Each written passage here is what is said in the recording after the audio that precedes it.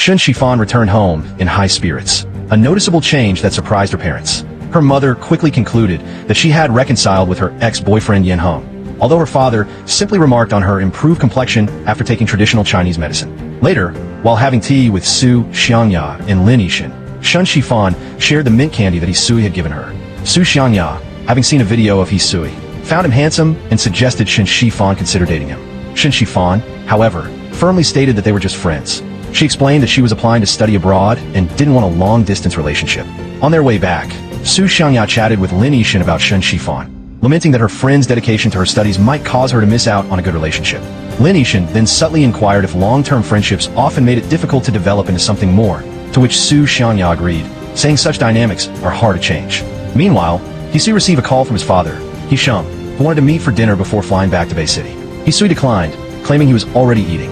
His grandfather, overhearing the conversation, urged him to let go of old grievances. However, Hisui's resentment toward his father remained strong, stemming from his father's neglect during his mother's critical illness and death. A flashback revealed an earlier argument where Hisui accused his father of never caring for him, especially when his mother was sick, and reiterated his commitment to studying traditional Chinese medicine, TSM, a choice his father, a Western doctor, had strongly opposed. That evening, Shun Shifan's mother discovered photos of her and Hisui in the neighborhood group chat and confronted her, implying she was two-timing. Shun Shifan finally confessed that she and Yin Hung had broken up some time ago, explaining that their long-distance relationship had led to faded feelings and a lack of common ground. She also revealed her plans to pursue a master's degree in hotel management in Switzerland. Her parents were taken aback, expressing concerns about her age, the need to quit her current job, and the challenges of re-entering the job market after studying abroad, especially with potential employers considering her future marriage and family plans. Feeling overwhelmed and disheartened by her parents' lack of support, Shun Shifan sought solace downstairs in the neighborhood, where she unexpectedly ran into Hisui. Hisui suggested they go for a late-night snack to clear her head. To Shun Shifan's surprise, his idea of venting was eating spicy hot pot. Shun Shifan playfully challenged a choice of food and hobby, skateboarding, joking that a TCM physician should be clean eating and cultivated. Hisui countered, asserting that spicy hot pot is magical if the broth is good and that her perception of TCM doctors was narrow. Encouraged by Hisui, Shun Shifan opened up about her lifelong path of following her parents' wishes, feeling lost, and her desire to study abroad to discover her true self. She admitted her resolve was wavering after her parents' practical concerns. Hisui empathized, sharing his own story of defying his father to study TCM after witnessing his mother suffering from breast cancer and chemotherapy, and how Chinese medicine had offered relief. He explained that this experience led him to find his true passion, imagining himself becoming a contented old TCM physician like his grandfather, mentoring students and enjoying tea. Hisui then advised Shun Shifan, telling her she had two choices, a stable life dictated by her parents or a brave attempt to follow her dreams. He spoke of the many oncology patients he had seen who, at the end of their lives, were filled with regrets about what they hadn't pursued, urging her to try and see if her dreams came true. After they returned home, Shun Shifan, reflecting on Hisui's words and demeanor, sensed that he too was carrying a burden. Reinvigorated, she spoke to her parents once more, reiterating her desire to study abroad and informing them she would apply to one of the top 3 global universities. She promised that if she failed to get in, she would accept the outcome without complaint or regret. Her parents, seeing her determination, finally gave their consent. Shun Shifan immediately messaged Hisui to share her good news, but received no reply. Hisui, meanwhile, was skateboarding alone, using the activity to process his own emotions. Shun Shifan soon found him and excitedly told him that her parents had agreed to her studying abroad. Hisui apologized for not replying, explaining he hadn't seen his phone while skateboarding. To celebrate, Hisui drove Shun Shifan to a serene lakeside. He shared that he often came to this quiet spot at night during his early career to reflect and decompress, noting how the place would become lively with the sunrise, symbolizing a return to normalcy. Shun Shifan thanked him for his company. Observing his lingering melancholy, she suggested they watch the sunrise together. Touched by her gesture, Hisui agreed, and they waited for dawn. As the sky brightened, Hisui returned with breakfast, and they sat side by side, watching the beautiful sunrise, toasting to the new day. Later, the first heavy rain of autumn arrived, and Shun Shifan experienced severe period pain. Simultaneously, Mr. Ding, a hotel client, was irate about his lost wedding ring, believing it to be stolen.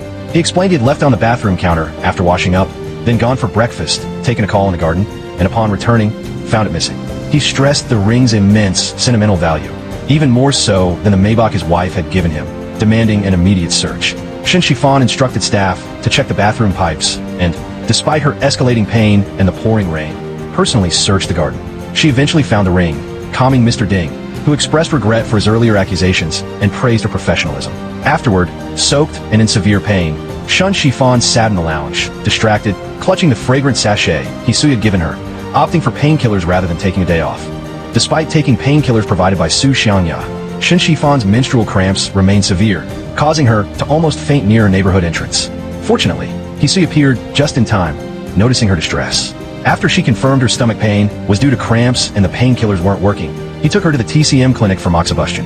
At the clinic, Hisui suggested she lie down for the treatment, but Shun Shifan hesitated, worried about leaking period blood onto the sheet. Hisui reassured her that the bed had disposable sheets and offered his jacket to cover her, emphasizing that period pain is a normal physiological phenomenon that women shouldn't feel ashamed about. After she lay down, he performed a quick checkup, noting her lower abdomen was cold, indicating she had caught a chill. He then thoughtfully covered her legs and feet with a blanket as he began the moxibustion, inquiring if she felt the warmth and reminding her of his earlier advice against consuming cold beverages. Overwhelmed by the tender care, Shun Shifan confessed that her emotions tend to fluctuate during her period and asked for a moment to cry. Hisui allowed her to rest. As she slept, he gently wiped a tear from her face, mistakenly thinking she was crying over a breakup and suppressing his own feelings. When Shun Shifan awoke, feeling much better, Hisui offered her his oversized white shirt to keep warm, as it was chilly outside. She promised to wash and return it. He also advised her that the moxibustion's effects would need to be reinforced with a few more sessions and recommended not showering immediately upon returning home. He suggested she go home first, assuming her parents were worried. Shun Shifan offered to wait for him, but Hisui politely declined, saying he still had tidying to do. Back home, as Shun Shifan prepared to wash Hisui's shirt, she instinctively smelled it, momentarily thinking of him. Her mother noticed the unfamiliar men's shirt. Shun Shifan fabricated a story about it being lent to her by that TCM doctor to cover up after her pants got dirty. Her mother pointed out that Shun Shifan had previously claimed not to be familiar with him, but Shun Shifan insisted they were just doctor and patient.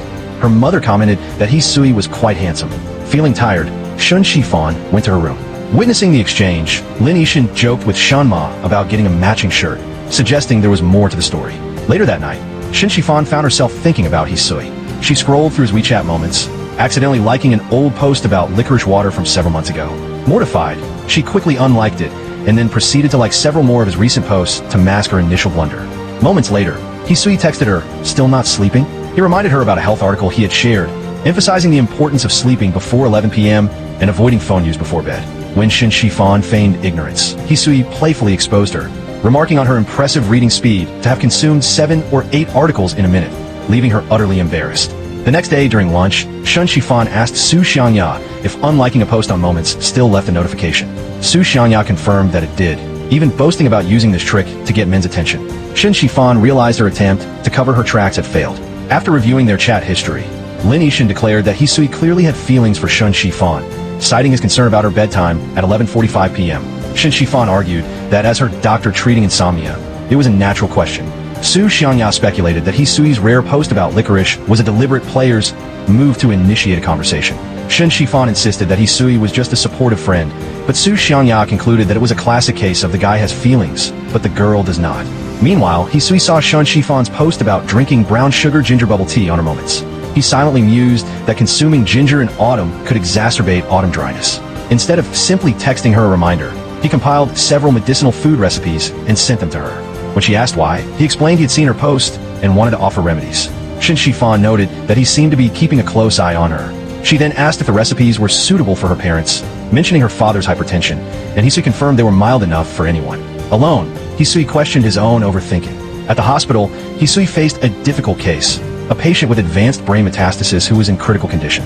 He explained to the patient's daughter that the tumor was compressing the vital center, and her mother needed immediate transfer to the ICU for invasive treatment, involving a tracheostomy and cardiac pacing. The distraught daughter, unwilling for her mother to endure further suffering, tearfully pleaded with Hisui to delay the treatment so her family could see her mother one last time. Confronted with this painful decision, Hisui recalled his own mother's passing when his father decided to forego further treatment after doctors confirmed resuscitation would be futile. He agreed to do his best to grant the daughter's request. Later that evening, Shun Shifan encountered Hisui eating alone at a small food stall. Noticing his subdued mood, he dismissed her concern, but she discerned his unhappiness and simply walked silently beside him. As they walked, a bicycle sped towards them. Shun Shifan instinctively pulled Hisui out of the way, but in that moment, Hisui pulled her into a protective embrace. That night, both Shun Shifan and Hisui found themselves sleepless, each pondering the meaning of the embrace and their deepening feelings. If you love the story, subscribe for the next episode.